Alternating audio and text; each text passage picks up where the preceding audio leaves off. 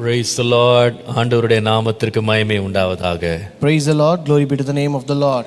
இன்னும் ஒரு புதிய நாளை நம்முடைய வாழ்க்கையிலே காணப்பண்ணின தேவாதி தேவனை நன்றியோடு நான் ஸ்தோத்திரிக்கிறேன். I thank God for giving us grace to see one more day in our life. நம்முடைய தேவன் ரொம்ப நல்லவர். Our God is good. இரக்கமுள்ளவர். Our God is merciful. கிருபை உள்ளவர். He is gracious.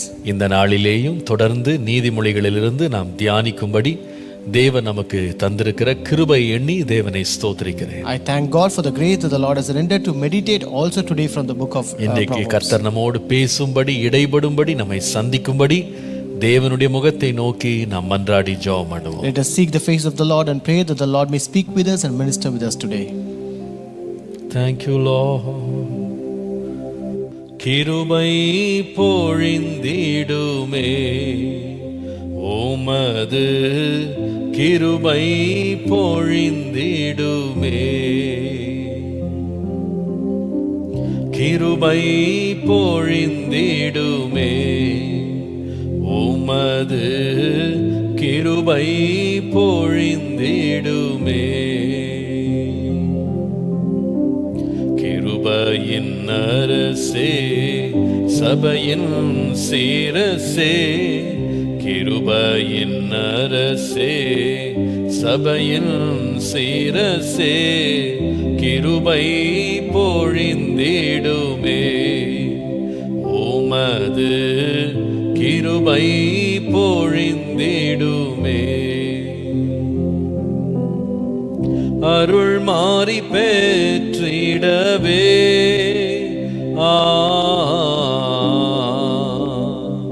அருள் மாறி பெற்றிடவே காரிருள் அகன்றிடவே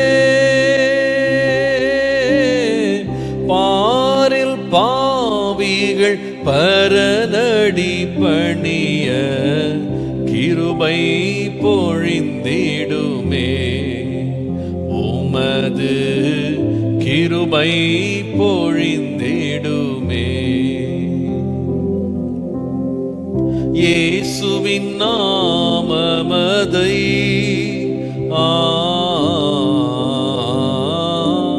இயேசுவின் நாமமதை நேசர்கள் உயர்த்திடவே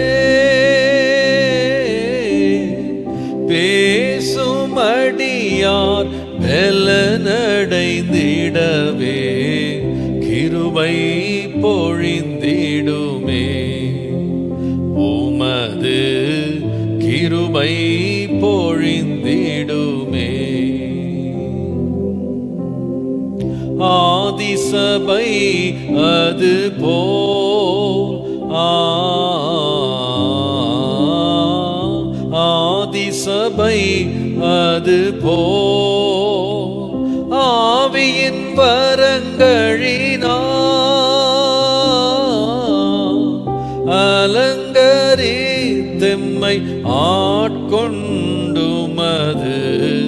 கிருபை சொரிந்திடுமே உமது கிருபை பொழிந்திடுமே கிருபையின் அரசே சபையின் சீரசே கிருபையின் அரசே சபையின் சீரசே கிருபை பொழிந்திடுமே உமது கிருபை பொழிந்திடுமே.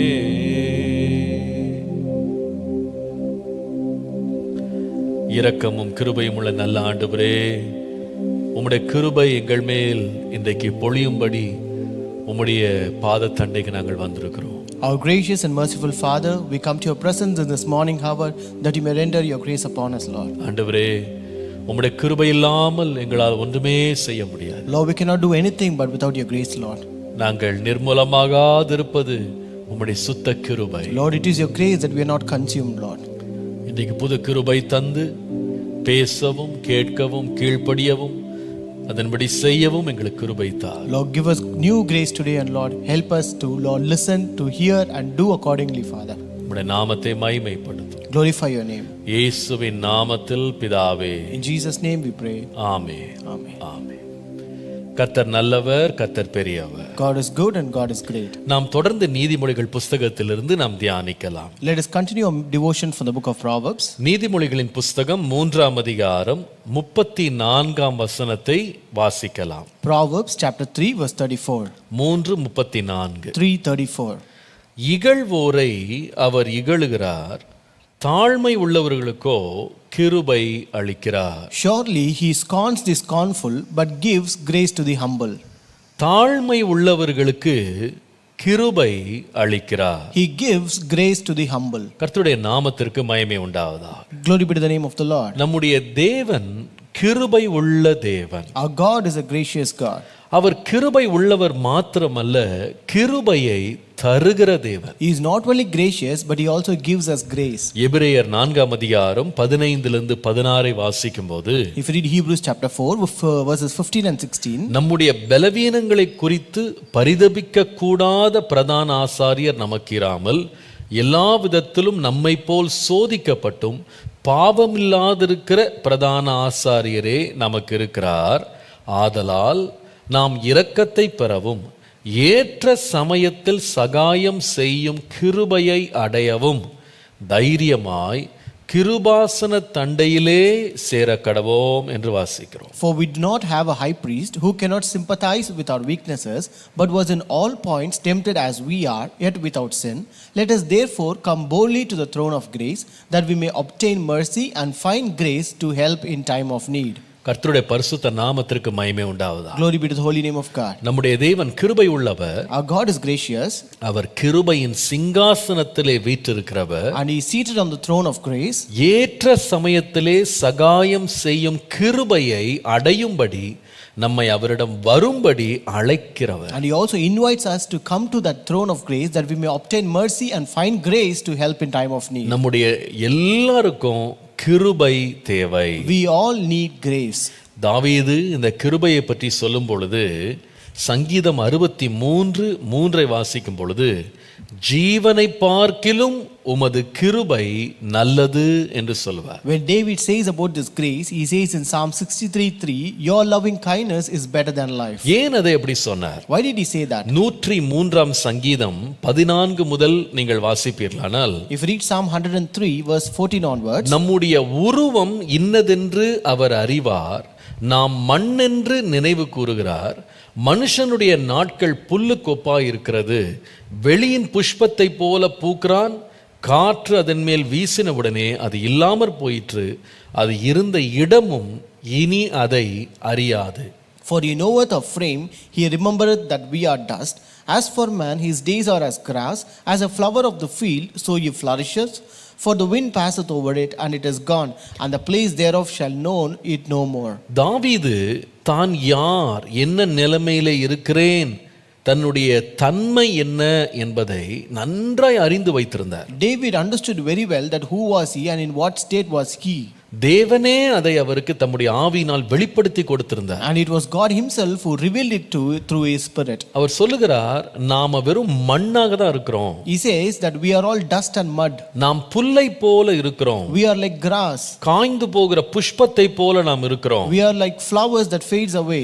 காற்று அதன் மேல் வீசின உடனே காய்ந்த புல் இருக்கிற இடம் தெரியாமல் போய்விடுகிறது போல நம்முடைய வாழ்க்கையும் ஒரு நிரந்தரம் இல்லாத வாழ்க்கை என்பதை அவர் புரிந்து எழுதுகிறார்.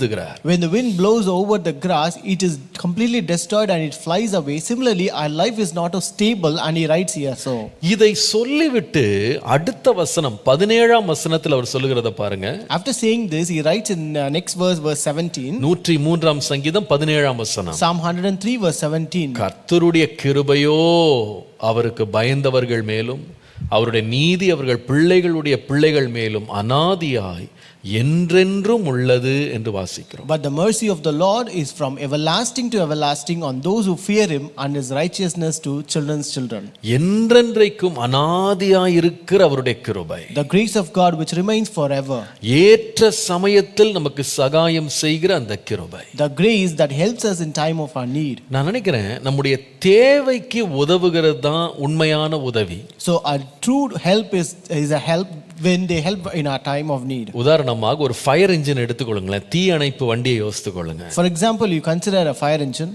ஒரு வீட்டில் உள்ள எல்லாமே எரிந்து சாம்பலான பிறகு தீயணைப்பு படை வந்தா, அந்த வண்டி வந்தா என்னங்க பிரயோஜனம்? So if a fire engine arrives after the fire has burned up everything in a house, it is of no use. ஒரு ஆம்புலன்ஸ் எடுத்துக்கொள்ளுங்க. Think about an ambulance. ஒரு நோயாளி மரித்த பிறகு ஆம்புலன்ஸ் வந்து சேர்ந்தா அதனால என்ன பிரயோஜனம்? If it arrives after the patient is dead, then it is of no use. தேவ கிருபை அப்படி கிடையாது. The grace of God is not so. அவர் கிருபை கொடுக்கிறது எப்படின்னா, ஏற்ற சமயத்துல சகாயம் செய்கிற கிருபையை அவர் தருகிறார். He gives us grace at the time of our need. இன்றைக்கு தேவனுடைய கிருபையை குறித்து நாம கொஞ்சம் தியானிக்க போகிறோம். So today we're going to meditate about the grace of God. வேதத்தை நீங்கள் ஆராய்ந்து பார்ப்பீர்களானால் சில சந்தர்ப்பங்களை வாசிக்கும் போது ஏற்ற சமயத்துல தேவ கிருபை வெளிப்பட்டது. So when you read in the Bible, you can see a few instances where the grace of God was revealed at the right time. வேதத்திலே 3 சம்பவங்களை உங்களுக்கு நான் காண்பிக்க விரும்புகிறேன். I want to show you 3 instances from the Bible. இன்றைக்கு விசுவாசிங்க, இதே போல நம்முடைய வாழ்க்கையிலேயும் தேவன் ஏற்ற சமயத்துல கிருபை வெளிப்படுத்த உண்மை உள்ளவர். Today believe that the Lord is also able to reveal his grace similarly at the right time in our life. ஆதியாகமத்தின் புஸ்தகம் 6ஆம் அதிகாரம் 8ஆம் வசனம் பாருங்க. Genesis chapter 6 and verse 8. நோவாவுக்கோ கர்த்தருடைய கண்களில் கிருபை கிடைத்தது. But Noah found grace in the eyes of the Lord. கர்த்தருடைய கண்களில் கிருபை கிடைத்தது. Noah found grace in the eyes of the Lord. எப்பொழுது இந்த நோவாவுக்கு கர்த்தருடைய கண்களில் கிருபை கிடைத்தது? When did Noah receive grace in God's eyes? ஆதியாகமம் 6ஆம் அதிகாரம் 13ஆம் வசனம் வாசிப்பீர்களானால், If you read Genesis 6:13, அந்த சூழ்நிலையை பற்றி நாம் வாசிக்கிறோம். we can read that incident. அப்பொழுது கர்த்தர் நோவாவை நோக்கி, மாம்சமான யாவரின் முடிவும் எனக்கு முன்பாக வந்தது, அவர்களாலே பூமி கொடுமையினால் நிறைந்தது, நான் அவர்களை பூமியோடு கூட அழித்து போடுவேன் என்று சொன்னார். And God said to Noah, the end of all flesh has come before me, for the earth is filled with violence through them, and behold, I will destroy them with the earth. எல்லாருடைய முடிவும் என் முன்னாடி வந்துருச்சு. The end of all flesh has come before me. பூமியோடு கூட நான் அவர்களை அழித்து போடுவேன். I will destroy them with the earth. நீங்க 7ஆம் வசனத்தை வாசிப்பீர்களானால், If you read verse 7, நான் சிருஷ்டித்த மனுஷனை பூமியின் மேல் வைக்காமல் மனுஷன் முதற்கொண்டு மிருகங்கள், ஊரும் பிராணிகள், ஆகாயத்து பறவைகள் பரியந்தமும் உண்டாயிருக்கிறவைகளை நிக்கிரகம் பண்ணுவேன் என்று சொன்னார். Here the Lord said, I will destroy man whom I have created from the face of the earth, both man and beast, creeping thing and birds of the air, for I am sorry that I have made them. பாருங்க, ஆண்டவருடைய திட்டம் என்னவா இருந்ததுன்னா, முழு உலகத்தை நிக்கிரகம் பண்ணணும். God had planned a total destruction for the world. எல்லா மாம்சமானவரும் அழிக்கப்படணும். Everyone who is made of flesh to be destroyed. அது யாரெல்லாம் சொன்னா, மனுஷன் மாத்திரம் கிடையாது. It is not only human beings. அது மிருகங்கள், ஊரும் பிராணிகள், பறக்கும் பறவைகள் அத்தனையும் அழிச்சிரணும்னு தேவன் திட்டமிட்டார். But the Lord has planned to destroy every animal, creeping things and birds as well. எதையெல்லாம் அவர் சிருஷ்டித்தாரோ, எதற்கெல்லாம் ஜீவனை கொடுத்தாரோ அத்தனையும் அழிக்கணும் ஆண்டவர் தீர்மானம் பண்ணினார். The Lord has decided to destroy everything which the Lord created and gave breath. நம்ம ஒன்றை இதுல மறந்துட கூடாது. We should not forget one thing. நம்முடைய தேவனுக்கு சிருஷ்டிக்க மாத்திரம் வல்லமை இல்ல, அழிக்கவும் வல்லமை இருக்கு. Our God not only has the power to create but also to destroy. நம்முடைய தேவனுக்கு ஆசீர்வதிக்க மாத்திரமல்ல, சபிக்கவும் வல்லமை இருக்கிறது. He is not only has the power to bless but he can also curse. நம்முடைய தேவன் உயர்த்துகிறவர் மாத்திரமல்ல, அவர் தாழ்த்தவும் வல்லவர். He not only has the power to exalt but he also has the power to debase. அவர் மன்னிக்க மாத்திரம் இல்ல, தண்டிக்கவும் வல்லமை உள்ளவர். And he not only has the power to forgive, he also has the power to punish. இப்போ ஆண்டவர் தான் சிருஷ்டித்த அத்தனையையும் அழித்து போடுவதற்கு இப்படிப்பட்ட ஒரு தீர்மானத்தை எடுக்க காரணம் என்ன? What is the reason why God decided to destroy everything that he created? 5ஆம் வசனத்தை பாருங்க, அதே அதிகாரம் 5ஆம் வசனம். Same chapter verse 5. மனுஷனுடைய அக்கிரமம் பூமியிலே பெருகினது என்றும் அவன் இருதயத்தின் நினைவுகளின் தோற்றமெல்லாம் நித்தமும் பொல்லாதது என்றும் கர்த்தர் கண்டார். Then the Lord saw that the wickedness of man was great in the earth, and that every intent of the thought of his heart was only evil continually. 11ஆம் வசனத்துல பாருங்க. In verse 11 we see, பூமியானது தேவனுக்கு முன்பாக சீர்கெட்டதா இருந்தது, பூமி கொடுமையினால் நிறைந்திருந்தது. The earth was corrupt before God, and the earth was filled with violence. 12ஆம் வசனம் பாருங்க. Verse 12. தேவன் பூமியை பார்த்தார், இதோ அது சீர்கெட்டதா இருந்தது, மாம்சமான யாவரும் பூமியின் மேல் தங்கள் வழியை கெடுத்து கொண்டிருந்தார்கள். God looked upon the earth, and indeed it was corrupt, for all flesh had corrupted their way on the earth. 5 காரணங்களை ஆண்டவர் லிஸ்ட் பண்றார், ஏன் அழிக்க போறேன். The Lord lists down 5 reasons here. அக்கிரமம் பூமியில பெருகிருச்சு, The wickedness of the man was great in the earth. மனுஷனுடைய இருதயத்தின் நிறைவுகளின் தோற்றம் எல்லாம் நித்தமும் பொல்லாததா இருக்கிறது. Every intent of the thought of man's heart was evil. பூமியானது தேவனுக்கு முன்பாக சீர்கெட்டதா இருந்தது. The earth was completely corrupted before God. பூமி கொடுமையினால் நிறைந்திருந்தது. The earth was filled with violence. மாம்சமான யாவரும் பூமி மேல் தங்கள் வழியை கெடுத்து கொண்டிருந்தார்கள். And all flesh had corrupted their way on the earth. ஆண்டவர் எப்பொழுதுமே ஒரு அழிவையோ தண்டனையோ கொடுக்கும்போது அவர் ஒரு நோக்கத்தோடு ஒரு காரணத்தோடு தான் அதை கொடுக்கிறாரு. Whenever the Lord gives a kind of destruction or punishment, he does it with a purpose. இந்த கொடுமையை இந்த உலகத்துல பார்த்த உடனே வேதம் சொல்லுகிறது, When the Lord saw all these wickedness on the earth, the Bible says 6ஆம் வசனத்துல, in verse 6, தாம் பூமியிலே மனுஷனை உண்டாக்கினதற்காக கர்த்தர் மனஸ்தாபப்பட்டார், அது அவருடைய இருதயத்துக்கு விசனமாய் இருந்ததுன்னு பார்க்கிறோம். and the Lord was sorry that he had made man on the earth, and he was grieved in his heart. ஆனால் இப்படிப்பட்ட ஒரு மோசமான ஒரு சூழ்நிலையில, In this kind of a bad situation, அழிவுக்காக ஆயத்தம் பண்ணப்பட்ட இந்த உலகத்தின் நடுவுல, amidst the world which is prepared to be destroyed, தன்னுடைய எல்லா சிருஷ்டிப்பும் அழிக்கப்படணும், நிக்கிரகம் செய்யப்படணும் அப்படின்னு ஆயத்தமாகி கொண்டிருக்கிற வேளையில, at the time when the entire world is being prepared to be destroyed by the Lord, நீங்கள் 8ஆம் வசனத்துல வாசிக்கிறீங்க, We read நோவாவுக்கோ கர்த்தருடைய கண்களில் கிருபை கிடைத்தது. we read in verse 8, Noah found grace in the eyes of the Lord. எப்பொழுது கர்த்தருடைய கிருபை வெளிப்படுகிறது தெரியுமா? When will the grace of God be revealed? ஆபத்தின் நடுவிலே அல்லது அழிவின் நடுவிலே தேவ கிருபை தம்முடைய பிள்ளைகளுக்காக வெளிப்படுகிறது. God gives grace in the midst of destruction. அழிவின் நடுவிலே, ஆபத்தின் நடுவிலே, In the midst of destruction or danger, தேவன் கிருபையை வெளிப்படுத்துகிறார். the Lord gives grace. நான் நினைக்கிறேன் நாம் இந்த தேவனை தான் இன்றைக்கும் ஆராதிக்கிறோம். I think we also serve the same God today. நம்முடைய வாழ்க்கையிலே ஆபத்தும் அழிவும் சூழ்ந்திருக்கிற வேளையில கர்த்தர் கிருபையை வெளிப்படுத்துகிறவராயிருக்கிறார். When we are surrounded by destruction and danger, the Lord gives us grace at the right time. இப்படிப்பட்ட ஒரு பயங்கரமான சூழ்நிலையில அழிவின் நடுவில் கிருபையை தந்து காத்த தேவனுடைய கிருபை எதனால் வெளிப்பட்டது? So why did God give this grace in the time of destruction? ஏன் நோவாவும் அவனுடைய வீட்டாருக்கு மாத்திரம் அந்த கிருபை வெளிப்பட்டது? Why this grace was revealed only to Noah and his household? 9ஆம் வசனத்துல பாருங்க, Look at verse 9. நோவா தன் காலத்தில் இருந்தவர்களுக்குள்ளே நீதிமானும் உத்தமனுமாய் இருந்தான். நோவா தேவனோடே சஞ்சரித்து கொண்டிருந்தார். Noah was a just man, perfect in his generations. Noah walked with God. கர்த்தருடைய நாமத்திற்கு மகிமை உண்டாவதாக. Glory be to the name of the Lord. நாம இந்த உலகத்திலிருந்து பிரிந்து தேவனுடைய பட்சத்தில் நீதிமான்களாக இருக்கும்போது வருகிற அழிவிலிருந்து காப்பதற்கு தேவனுடைய கிருபை நம்மேல் வெளிப்படுகிறது. When we are separated from this world and when we live as just and perfect for the Lord, then the grace of God is revealed to us. எப்படி இந்த கிருபையை வெளிப்படுத்தினார் தெரியுமா? How did he reveal this grace? எபிரேயர் 11ஆம் அதிகாரம் 7ஆம் வசனத்தை வாசிக்கும்போது, If you read Hebrews chapter 11 and verse 7, விசுவாசத்தினாலே நோவா தற்காலத்திலே காணாதவைகளை குறித்து தேவ எச்சரிப்பு பெற்று பயபக்தியுள்ளவனாகி தன் குடும்பத்தை ரட்சிப்பதற்கு பேழையை உண்டு பண்ணினான். by faith Noah, being divinely warned of things not yet seen, moved with godly fear, prepared an ark for the saving of his household, by which he condemned the world. ஏற்ற சமயத்தில் கிருபை. The grace at the right time, now time of need. எப்படி கிருபை வந்தது? How did he get the grace? காணாதவைகளை குறித்து தேவ எச்சரிப்பை தந்த ஆண்டவருடைய கிருபை. The grace of God which gave warning about things which has not been seen. பெரிய அழிவு வரப்போகுதுன்னு யார் எத்தனை முறை சொன்னாலும் யாருமே நம்பல. No matter how many times he told that there's going to be a great destruction, no one believed it. ஏன் தெரியுமா? You know why?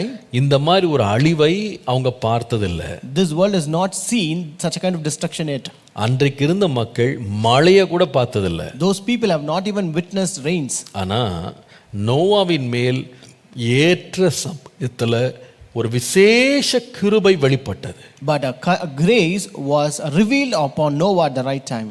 எப்படி வெளிப்பட்டது? How was it revealed? ஏற்ற சமயத்திலே தேவனுடைய எச்சரிப்பு வெளிப்பட்டது. The warning of the Lord was given to him at the right time. எச்சரிப்பை கொடுத்தது மாத்திரமல்ல, Not only the warning alone. வேதம் சொல்லுகிறது அந்த எச்சரிப்போடு கூட எப்படி தப்பித்து செல்லணும் அப்படின்னு மார்க்கத்தையும் வழியையும் முறையையும் கர்த்தரே கற்றுக் கொடுத்தார். But the Lord also taught him the way and the mode of escape from that warning. கர்த்தருடைய நாமத்திற்கு மகிமை உண்டாவதாக. Glory be to the name of the Lord. ஆம் பிரியமானவர்களே, நம்முடைய வாழ்க்கையை நீதிக்கும் பரிசுத்தத்திற்கும் நேர்மைக்கும் கர்த்தருடைய பயத்திற்கு ஒப்பு கொடுப்போம். ஆனால் ஆபத்து வேளையில் கர்த்தர் ஏற்ற சமயத்தில் சகாயம் செய்து நம்மை தப்பிச் செல்ல வழியை உண்டாக்குவார். Yes, truly, if we commit ourselves to live a life of righteousness, integrity, and walk with God and fear God, then surely God will give us a grace at the right time to escape from destruction. இதைதான் ஆண்டவர் Philadelphia சபைக்கு தேவன் வாக்குத்தத்தமாய் தந்தார். And this is what God promised to the church in Philadelphia as a promise. வெளிப்படுத்தல் 3:10 பாருங்க. Revelation 3:10. என் பொறுமையை குறித்து சொல்லிய வசனத்தை நீ காத்து கொண்டபடியினால் பூமியில் குடியிருக்கிறவர்களை சோதிக்கும்படியாக பூச்சக்கரத்தின் மேலெங்கும் வரப்போகிற சோதனை காலத்திற்கு தப்பும்படி நானும் உன்னை காப்பேன். Because you have kept my command to persevere, I also will keep you from the hour of trial which shall come upon the whole world to test those who dwell on the earth. நம்முடைய தேவன் ரொம்ப நல்லவர். Our God is good.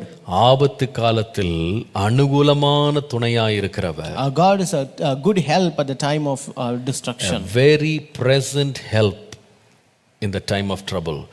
அந்த ஆபத்து காலத்தில் அனுகூலமான துணை, அந்த கிருபை எப்படி வெளிப்படுகிறது என்றால், ஆபத்து நேரத்தில் சரியாக தப்பித்து செல்ல ஆலோசனையும் எச்சரிப்பையும் கொடுத்து வழியையும் உண்டு பண்ணுகிறார். That grace of God is revealed by giving correct warning and counsel at the right time, and He paves a way of escape from it. கர்த்தருடைய நாமத்திற்கு மகிமை உண்டாவதாக. Glory be to the name of the Lord. கிருபை எப்படி வெளிப்படுகிறது என்றால், ஏற்ற சமயத்தில் ஆபத்திலிருந்து அழிவிலிருந்து தப்பிக்க பண்ண கிருபை. So first the grace is revealed, or God gives us grace in the midst of destruction to escape from it. இரண்டாவது, தேவன் எப்போ ஏற்ற சமயத்துல கிருபை தர்றார் தெரியுமா? The second instance when the Lord gives the grace at the right time. 2 கொரிந்தியர் 12 அதிகாரம் 7 முதல் 9 வசனங்களை பாருங்க. 2 Corinthians chapter 12 verses 7 to 9.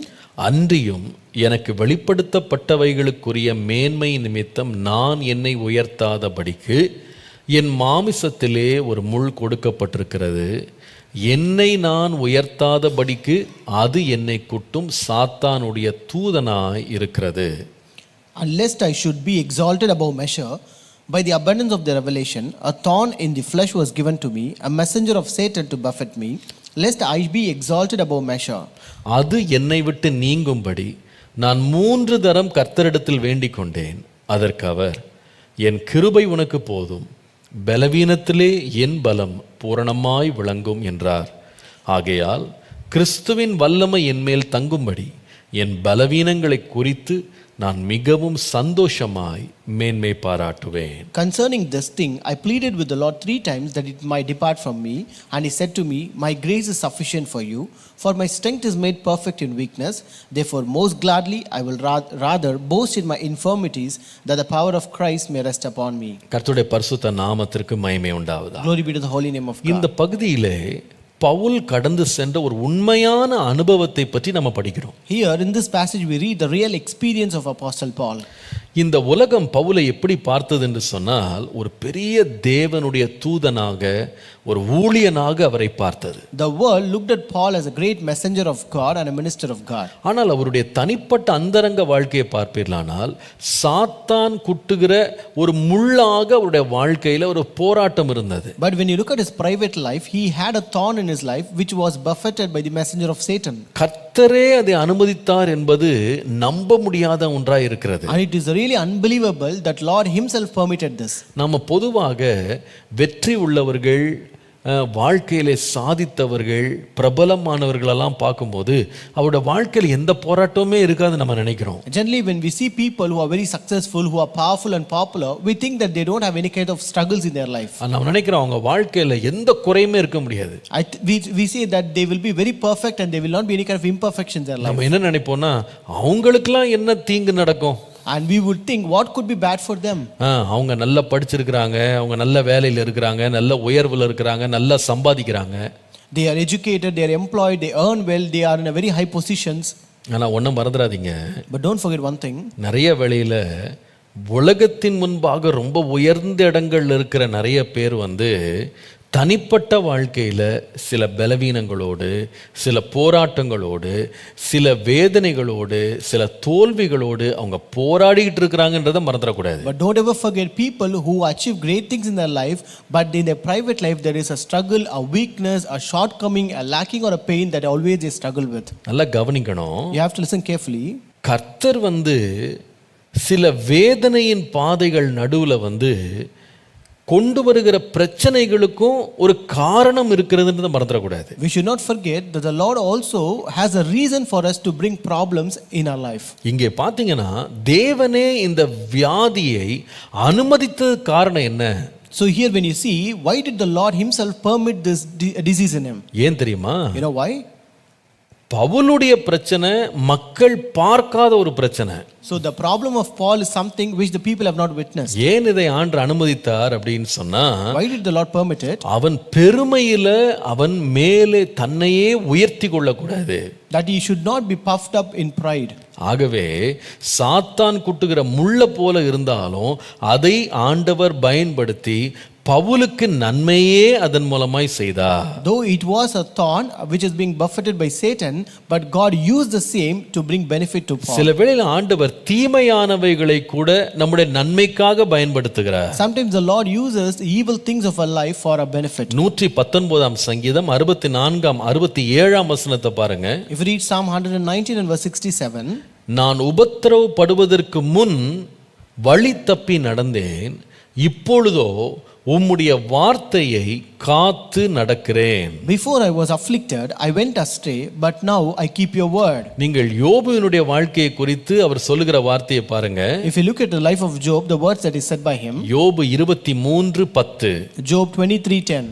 ஆனாலும் நான் போகும் வழியை அவர் அறிவார், அவர் என்னை சோதித்த பின் பொன்னாக விளங்குவேன். But he knows the way that I take. When he has tested me, I shall come forth as gold. கர்த்தருடைய நாமத்திற்கு மகிமை உண்டாவதாக. Glory be to the name of the Lord. சில வேளையில் ஆண்டவர் அறிந்தே சில போராட்டங்களை கொண்டு வர்றாரு.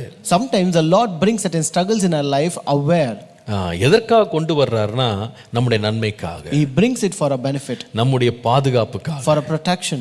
பவுலுடைய வாழ்க்கையிலே தேவனுடைய கிருபை எப்போ வெளிப்பட்டது தெரியுமா? You know, when was the grace of God revealed in the life of Paul? இரண்டாவது நான் சொல்லுவேன், அவன் வியாதிப்பட்டு கிடக்கிற வேளையில, அவன் பலவீனப்பட்டு கிடக்கிற வேளையில தேவனுடைய கிருபை வெளிப்பட்டது. The grace of God was revealed when he was diseased or when he was weak.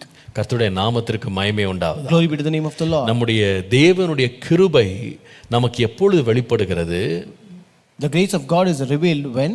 முதலாவது ஆபத்து வழியா நம்ம போகும்போது கர்த்தர் அந்த ஆபத்திலிருந்து தப்புவிக்கிறதுக்காக கர்த்தர் கிருபை வெளிப்படுத்துகிறார். First, God gives us grace in the midst of destruction to pave a way of escape. ரெண்டாவது, தேவன் கிருபை எப்போ வெளிப்படுத்துறார் என்று சொன்னால், நம்முடைய வாழ்க்கையிலே பலவீனப்பட்டு வியாதிப்பட்டு கிடக்கிறோம் பாருங்க, அந்த நேரத்தில் அவருடைய கிருபையை தருகிறார். Second, God gives us grace when we are diseased and weak in our life. ஆனா நீங்க ஒன்னும் மறந்துடக்கூடாது. But you should not forget one thing. நாம நிறைய வேளையில மாம்சத்துல நம்ம படுற கஷ்டத்தை பெரிய ஒரு பிரச்சனையா நம்ம பார்க்கிறோம். Many times we consider this physical illness as the greatest problem. ஆனால் தேவனுடைய பார்வையில மாம்சத்துல நம்ம படுற கஷ்டத்தை விட நம்முடைய ஆத்துமாவுக்கு வரும் அழிவை தான் அவர் ரொம்ப பெரிய பிரச்சனையா பார்க்கிறாரு. But the Lord considers the destruction that happens in our soul to be greater than the illness that we face in the physical life. ஏனென்றால் இயேசு நமக்கு சொல்லி இருக்கிறார், Because Jesus has told us, மாமிசத்தை கொல்லுகிறவர்களை பார்த்து நீங்க பயப்படாதீங்க. Do not be afraid of the one who kills your body. ஆனால் உங்கள் ஆத்துமாவை நித்திய நரகத்திற்கு தள்ள வல்லவரை குறித்து நீங்க பயப்படுங்க. But you should be afraid of the one who has the power to push your soul to the eternal fire. நாம சரீரத்தின் வேதனையை குறித்து பெரிய போராட்டமா நம்ம நினைக்கிறோம். We consider physical illness to be a great struggle for us. ஆனால் பவுலுடைய வாழ்க்கையில சரீரத்துல வியாதி கொடுக்கப்பட்டதை விட ஒரு பெரிய பிரச்சனையை அவர் வாழ்க்கையில அவர் சந்தித்து கொண்டிருந்தார். But in the life of Paul we can see that he was experiencing one more problem greater than this thorn that was given in his flesh. அது என்னது? What was that? அவர் சொல்லுகிறார், எனக்கு கொடுக்கப்பட்ட வெளிப்படுத்தலினாலே நான் ஒருவேளை பெருமை அடைஞ்சிடக்கூடாது, மேட்டிமை அடைஞ்சிடக்கூடாதுன்னு சொல்லிதான் என்னை குற்றதுக்கு சாத்தானுடைய முள்ளாக இதை ஆண்டவர் அனுமதிச்சிருக்கிறார். Here he says that lest I should be exalted above measure by the abundance of the revelation, and that is why this thorn was given to me. அப்போ எனக்கு ஆத்துமாவுக்கு எதிராக வருகிற ஆபத்திலிருந்து கர்த்தர் கொடுக்கிற வியாதியின் நடுவிலேயும் கர்த்தர் கிருபை தருகிறார். The Lord gives us grace even when we are diseased, just to give deliverance for our soul. கர்த்தருடைய நாமத்திற்கு மகிமை உண்டாவதாக. Glory be to the name of the Lord. எசேக்கியாவுடைய வாழ்க்கையில கூட இந்த மாதிரி ஒரு அனுபவம் வந்தது. Even in the life of Hezekiah there was such a kind of experience. நீங்கள் 2 ராஜாக்கள் 20ஆம் அதிகாரம் 1ஆம் வசனத்தை வாசிப்பீர்களானால், if you read 2 Kings chapter 20 and verse 1, அந்நாட்களிலே எசேக்கியா வியாதிப்பட்டு மரணத்திற்கு ஏதுவாய் இருந்தான். in those days Hezekiah was sick and near death. அப்பொழுது ஆமோத்சின் குமாரனாகிய ஏசாயா என்னும் தீர்க்கதரிசி அவனிடத்தில் வந்து அவனை நோக்கி, நீர் உமது வீட்டு காரியத்தை ஒழுங்குபடுத்தும், நீர் பிழைக்க மாட்டீர், மரித்து போவீர் என்று கர்த்தர் சொல்லுகிறார் என்றான். And Isaiah the prophet, the son of Amoz, went to him and said to him, thus says the Lord, set your house in order, for you shall die and not live. கர்த்தருடைய நாமத்திற்கு மகிமை உண்டாவதாக. Glory be to the name of the Lord. மரணத்துக்கு ஏதுவான ஒரு வியாதியில எசேக்கியா படுத்துட்டாரு. And Hezekiah is lying down and he was sick and near death. கர்த்தர் சொல்றார், நீ பிழைக்க மாட்ட. The Lord said that you will not live. அப்போ எசேக்கியா கர்த்தரை நோக்கி ஜெபம் பண்ணினான். Now Hezekiah prayed unto the Lord. கர்த்தரை நோக்கி விண்ணப்பம் பண்ணினான். He prayed unto the Lord. எதற்காக கர்த்தர் இதை அவன் வாழ்க்கையில் அனுமதிச்சார் தெரியுமா? Why did the Lord permit this in his life? கர்த்தர் சொல்றாரு, உன் வீட்டு காரியத்தை நீ சரிப்படுத்து. The Lord says, set your house in order. 2 ராஜாக்கள் 20ஆம் அதிகாரம் 5 முதல் 6 வசனங்களை வாசிப்பீர்களானால், if you read 2 Kings chapter 20 verses 5 and 6, ஆண்டவர் தீர்க்கதரிசியை திரும்ப அனுப்புகிறார். the Lord sent the prophet again. அவர் சொல்றாரு, நீ திரும்பி போ, என் ஜனத்தின் அதிபதியாகிய எசேக்கியாவை நோக்கி, உன் தகப்பனாகிய தாவீதின் தேவனாய் இருக்கிற கர்த்தர் சொல்லுகிறது என்னவென்றால், உன் விண்ணப்பத்தை கேட்டேன், உன் கண்ணீரை கண்டேன், இதோ நான் உன்னை குணமாக்குவேன். Written and tell Hezekiah, the leader of my people, thus says the Lord, the God of David your father, I have heard your prayer, I have seen your tears, surely I will heal you. என்ன அருமையா இருக்கு பாருங்க. How beautiful it is. ஆண்டவர் அந்த படுக்கையிலேயும் வியாதியிலேயும் அவனுக்கு கிருபை தந்தார். The Lord gave him grace even in the deathbed. 15 வருஷங்கள் அவன் வாழ்நாட்களை கூட்டி கொடுத்தார். The Lord added 15 years to his life. அவருடைய வாழ்க்கையின் பிந்தின நாட்களை பார்ப்பீர்களானால், ஆண்டவர் இந்த மனிதனை அசீரியர்களுக்கு எதிராக யுத்தம் செய்து ஜெயிக்கும்படி தேவன் அவரை பயன்படுத்தினார். The latter part of his life you can see the Lord used him to win over Assyrians. இப்போ இந்த பாடும் இந்த வேதனை எதுக்கு? So why is this suffering and pain? எசேக்கியா தன்னுடைய வீட்டை சீர்படுத்துறதுக்கு, that Hezekiah may put his house in order. இந்த வியாதி பவுலுக்கு எதுக்கு? Why Paul had this disease? தன்னுடைய இருதயத்துல பெருமை வந்துராம தடுக்கிறதுக்கு, just to stop the pride to come in his life. யோபுவுக்கு எதற்காக இந்த சோதனை? Why this temptation to Job? அவன் பொன்னிலும் பசுமொன்னிலும் சுத்தமாக அவன் பரிபூர்ணப்படுவதற்கு, அவன் சுத்திகரிக்கப்படுவதற்கு இது பாதை. that he may be purified and come forth as gold. சங்கீதக்காரனுக்கு எதற்கு இந்த சோதனை, இந்த பிரச்சனை, இந்த உபத்திரவம்? Why this temptation, why this problem, and why this persecution for psalmist? தான் தப்பி நடந்த வழியிலிருந்து திரும்பி கர்த்தருடைய வார்த்தையை காக்கும்படி, that he may turn away from the way and that he may keep the word of God. கர்த்தருடைய நாமத்திற்கு மகிமை உண்டாவதாக. Glory be to the name of the Lord. இந்த போராட்டத்தின் வழியாக, இந்த பிரச்சனையின் வழியாக, வியாதியின் வழியாக படுக்கையிலே நாம் இருக்கும்போது கூட ஏற்ற சமயத்துல கிருபையை தேவன் நமக்கு தர உண்மை உள்ளவராய் இருக்கிறார். The Lord is faithful to give us grace at the right time, even when we are in diseases or in the deathbed. நான் சொல்லுவேன், நாம் வேண்டிக் கொள்வதற்கும் நாம் நினைப்பதற்கும் அதிகமாகவே செய்கிற ஒரு நல்ல தேவன் நமக்கு இருக்கிறார். Actually we have a good God who gives us more than we ask or think of. ஏற்ற சமயத்திலே கர்த்தர் கிருபை தருவார். The Lord gives us grace at the right time. அந்த கிருபை வரும்போது நாம் பவுலை போல சொல்லுவோம். When we receive that grace, we will say like Paul. 2 கொரிந்தியர் 12:9 2 Corinthians 12:9. கிறிஸ்துவின் வல்லமை என்மேல் தங்கும்படி என் பலவீனங்களை குறித்து நான் மிகவும் சந்தோஷமாய் மேன்மை பாராட்டுவேன். Therefore most gladly I will rather boast in my infirmities, that the power of Christ may rest upon me. 10ஆம் வசனத்துல Verse 10. நான் பலவீனமாயிருக்கும் போதே பலமுள்ளவனாயிருக்கிறேன். ஆகையால் கிறிஸ்துவின் நிமித்தம் எனக்கு வரும் பலவீனங்களிலும் நிந்தைகளிலும் நெருக்கங்களிலும் துன்பங்களிலும் இடுக்கண்களிலும் நான் பிரியப்படுகிறேன். Therefore I take pleasure in infirmities, in reproaches, in needs, in persecution, in distress for Christ's sake. For when I am weak, then I am strong. கர்த்தர் நமக்கு கிருபை அளிக்கிறவர். The Lord is the one who gives us grace. எப்பொழுது கிருபை? When is that grace? ஆபத்து வேளையில, நமக்கு விரோதமாய் அழிவுகள் எழும்புகிற வேளையில கர்த்தருடைய கிருபை. The Lord gives us grace in the midst of destruction. இரண்டாவது, எப்பொழுது கர்த்தருடைய கிருபை வெளிப்படுகிறது? Second, when the Lord gives us grace. நாம வியாதிப்பட்டிருக்கும் போது ஏற்ற சமயத்தில் கிருபை. God gives us grace when we are diseased at the right time. மூன்றாவது, எப்பொழுது தேவனுடைய கிருபை வெளிப்படுகிறது?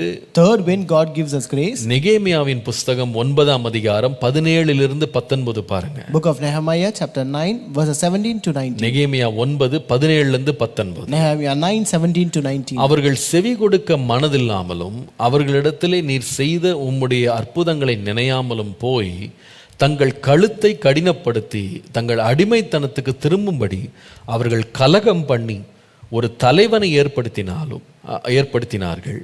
ஆகிலும் வெகுவாய் மன்னிக்கிறவரும் இரக்கமும் மன உருக்கமும் நீடிய சாந்தமும் மகா கிருபை உள்ளவருமாகிய தேவனாகிய நீர் அவர்களை கைவிடவில்லை. They refused to obey, and they were not mindful of your wonders that you did among them, but they hardened their necks, and in their rebellion they appointed a leader to return to their bondage. But you are God, ready to pardon, gracious and merciful, slow to anger, abundant in kindness, and did not forsake them. எப்பொழுது தேவன் கிருபை தருகிறார்? When will the Lord give us grace? ஆபத்து வேளையில மாத்திரம் இல்ல, not only in the midst of destruction, வியாதியின் வேளையில மாத்திரம் இல்ல, not only when we are diseased. மூன்றாவது நம்ம இங்க படிக்கிறோம். Third, we read here, தேவனுடைய ஜனங்கள் அவருடைய நியமனங்கள் நீதி கற்பனைகளை விட்டு விலகுறாங்க பாருங்க. அந்த நேரத்தில் கூட தேவனுடைய கிருபை பெரிதாய் இருக்கிறது. Here God gives grace when we depart from righteousness. நாம அக்கிரமத்துல விழும்போது கூட அவருடைய கிருபை நம்மை தாங்குகிறது. The grace of God upholds us when we fall into wickedness. இன்னொரு விதமாய் சொன்னால், in other words, இஸ்ரவேல் ஜனங்கள் ஒரு பின்மார்க்கத்துல அவங்க வாழ்க்கையில போயிட்டு இருந்தாங்க. These people of Israel, they were backsliding in their life. இந்த வசனங்களை நீங்கள் வாசிக்கும் பொழுது இஸ்ரவேலுடைய பின்மார்க்கத்தை பற்றி நீங்க படிக்கலாம். When you read these verses, you can know about the backsliding of Israel. இவர்கள் தேவனோடு உடன்படிக்கை பண்ணின ஜனங்கள். They are the people who made a covenant with the Lord. தேவன் அவர்களை பெரிய பஞ்சத்திலிருந்து யோசேப்பின் மூலமாக அவர்களை உயிரோடு காப்பாற்றி கொண்டு வந்தார். The Lord saved them from a great famine through Joseph. அது மாத்திரமல்ல, பார்வோனின் கையிலிருந்தும் அவர்களை தப்புவித்து வாக்குத்தத்தம் பண்ணப்பட்ட தேசத்திற்கு தேவன் அவர்களை கொண்டு வந்தார். The Lord also delivered them from the hand of Pharaoh and brought them to the promised land. இவர்கள் ஒரு காலத்துல தேவனை நோக்கி பெரிய சத்தமிட்டு முறையிட்டார்கள். Once they prayed unto the Lord with a great groaning. நீங்கள் யாத்திராகமம் 2ஆம் அதிகாரம் 23ஆம் வசனத்தை வாசிக்கும் போது, if you read Exodus chapter 2 and verse 23, அந்த எகிப்தின் ராஜாவின் நிமித்தமாக இஸ்ரவேல் புத்தர் அடிமைத்தனத்தினால் தவித்து முறையிட்டு கொண்டிருந்தார்கள்.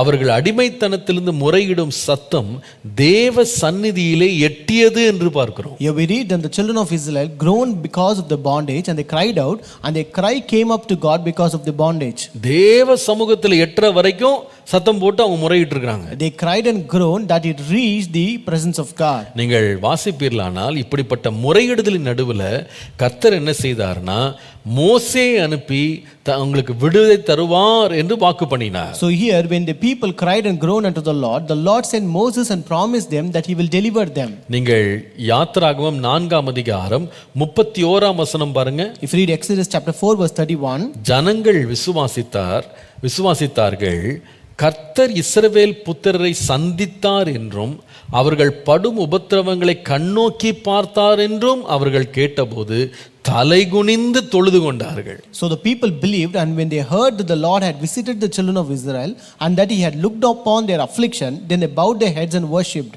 கர்த்தர் அவர்களை சந்தித்தார், the Lord visited them, அது மாத்திரமல்ல அவருடைய உபத்திரவங்களை கண்ணோக்கி பார்த்தார். and the Lord looked on their affliction. இதை கண்டபோது இவங்க எப்படி ஆரம்பிச்சாங்கன்னா தலகுனிந்து வணங்கினாங்க. So when they saw this, they bowed down and worshipped the Lord. நீங்கள் பார்ப்பீர்களானால் இந்த ஆராதனை இந்த வணக்கமோ தேவன் அவர்களை விடுவித்த பொழுதும் உண்டானது. So when we see this worship, they also did when the Lord delivered them. நீங்கள் யாத்திராகமம் 15:1 பாருங்க. You read Exodus 15:1.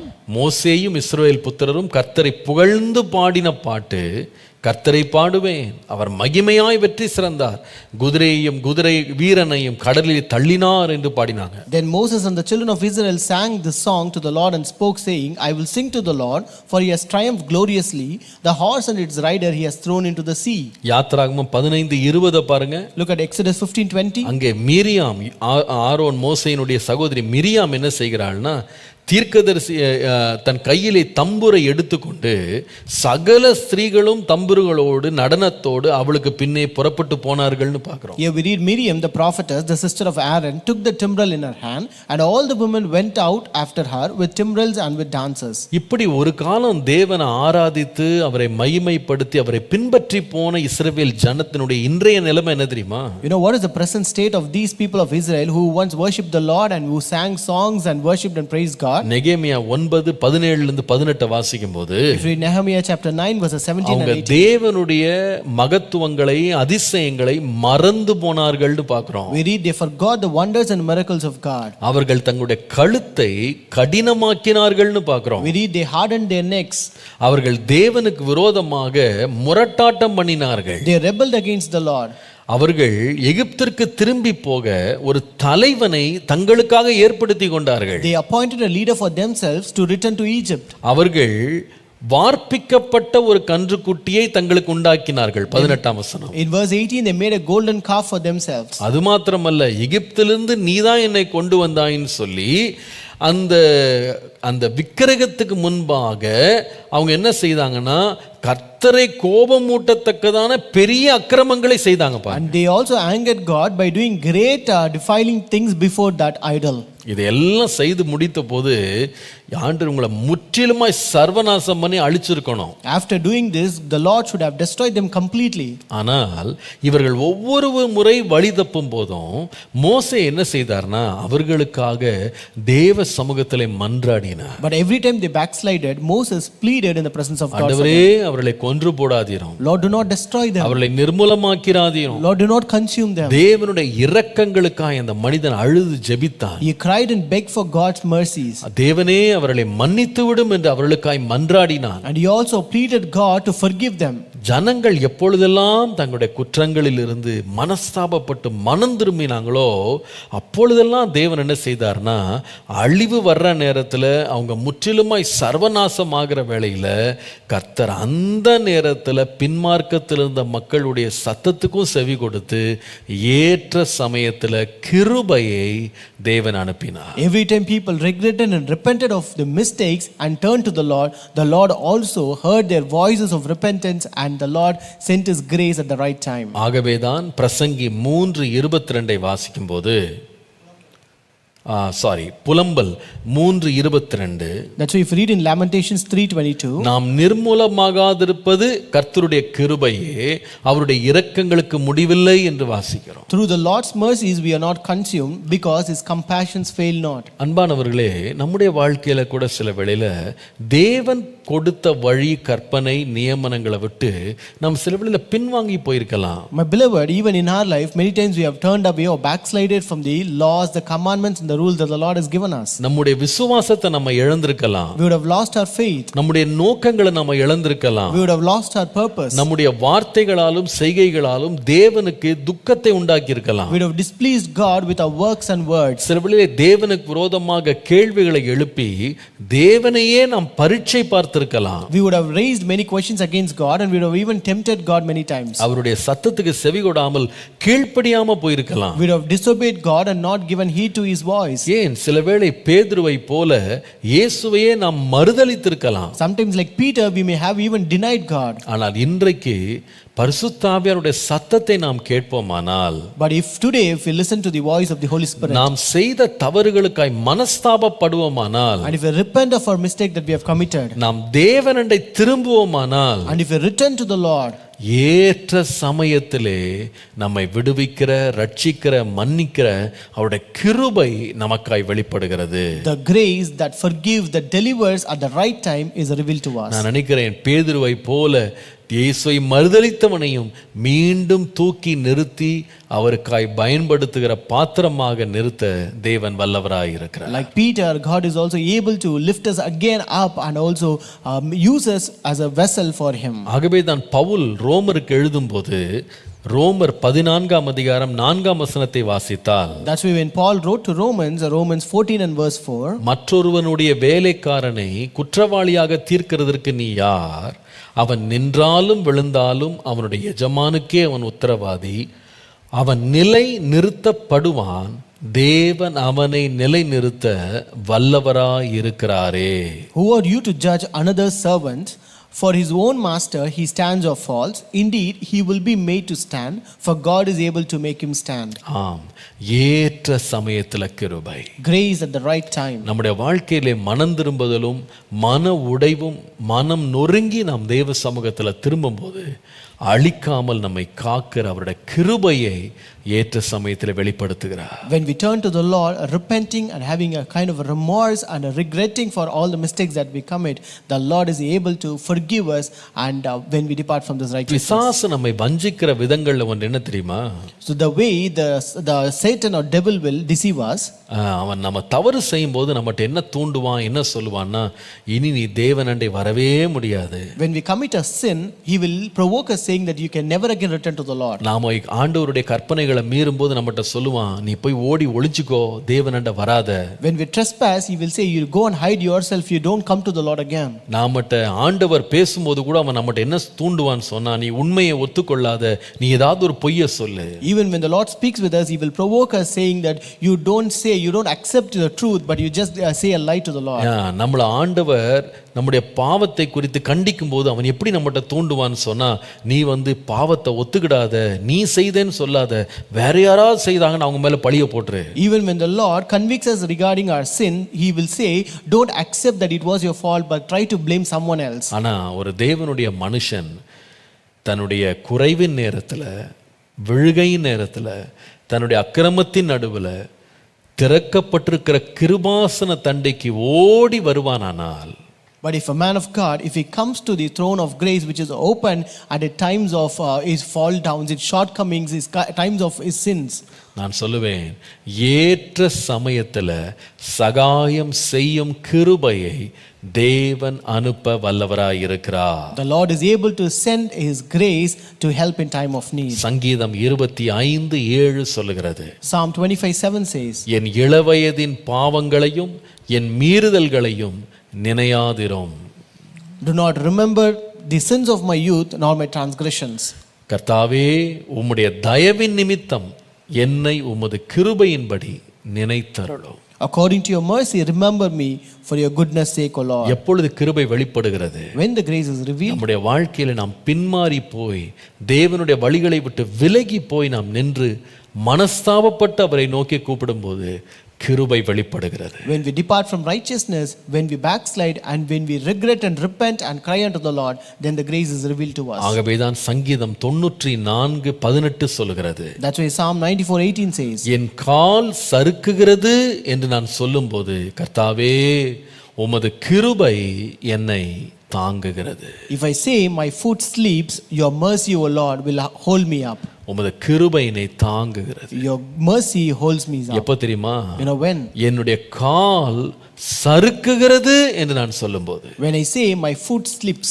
கர்த்தருடைய நாமத்திற்கு மகிமை உண்டாவது. Glory be to the name of the Lord. இன்றைக்கு அந்த கிருபை நம்முடைய வாழ்க்கை ஏற்ற காலத்துல வெளிப்படுத்த தேவன் உண்மை உள்ளவராக இருக்கிறார். Even today the Lord is faithful to reveal and give that grace at the right time in our lives. 3 காலத்துல அந்த கிருபையை தேவன் ஏற்ற சமயத்துல வெளிப்படுத்துறார். The Lord gives us grace at 3 times in the right time in our life. பெரிய அழிவின் நடுவுல நாம நீதி உள்ளவர்களாய் இருக்கும்போது அவருடைய கண்கள் நமக்கு கிருபை கிடைத்து தீங்கு நம்மை துக்கப்படுத்தாமல் அதற்கு நம்மை விலக்கி காக்கிறார். God gives us grace in the midst of destruction when we remain righteous and upright before the Lord, that we may escape from this destruction. இரண்டாவது, தேவனுடைய கிருபை எப்போ வெளிப்படுது? Second, when the grace of God is revealed, நம்முடைய வாழ்க்கையில பெருமையோ அக்கிரமமோ நம்முடைய வாழ்க்கையில மேற்கொண்டு விடாதபடி தேவன் அனுமதிக்கிற வியாதியின் நேரத்துல அவரை நோக்கி பார்க்கும்போது, அவரை நோக்கி வேண்டிக் கொள்ளும்போது, ஏற்ற சமயத்துல தேவன் நமக்கு போதுமான கிருபையை தர உண்மை உள்ளவராய் இருக்கிறார். God gives us grace at the right time when we are diseased, so that we may not be overcome by pride or any kind of wickedness in our life which the Lord permits. இஸ்ரவேல் ஜனங்களைப் போல நம்முடைய வாழ்க்கையிலே தேவனை விட்டு விலகி பின்மாறி நிற்கும்போது, நாம் மனம் வருந்தி தேவனிடத்திலே மன்னிப்பு கோரும்போது, அவருடைய கிருபை நமக்காய் மறுபடி நினைவு கூறப்பட்டு நமக்காக வெளிப்படுத்தப்படுகிறது. Like the people of Israel, when we depart from righteousness and involve in all wickedness, and when we repent and remorse and return to the Lord, then the Lord will give us grace at the right time. உங்களுக்கு விரோதமாக பெரிய அழிவு சூழ்ந்திருக்கிறதா?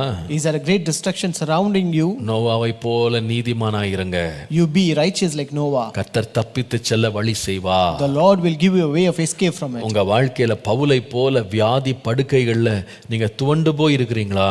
Or you totally disappointed in a deathbed or bed of sickness like Paul? உங்களுடைய சரீரத்தின் நலனை பார்க்கிலும் உங்கள் ஆத்துமாவின் நலன் மேல கர்த்தர் கருத்துள்ளவராய் இருக்கிறார். The Lord is more concerned about the health of your soul than the health of your physical body. அந்த நேரத்துல நீங்க கர்த்தரை நோக்கி வேண்டிக் கொள்ளும்போது, when you pray unto the Lord at that time, போதுமான கிருபை அவர் உங்களுக்கு தருவார். the Lord gives us sufficient grace. உங்கள் பலவீனத்திலே பலனை தருவார். The Lord gives us strength in our weakness. உங்களுடைய வாழ்க்கையில விழுகை வரும்போது, when you fall in your life, தேவ எச்சரிப்பை கேட்டு நீங்கள் மனம் திரும்பும் போது, when you repent and return having received the warning of God, அந்த நேரத்துல தேவன் அருமையான கிருபையை தந்து தூக்கி நிறுத்துவார். the Lord gives us grace when we depart from righteousness, and he will again uphold கிருபை us. அளிக்கிற ஆண்டவரே என்மேல் கிருபையாயிரும் என்று கேட்போம். Let us ask God who gives us grace, please render your grace upon கிருபை me. மேல் கிருபையை பெற செய்யும். Lord, help me to receive grace upon grace.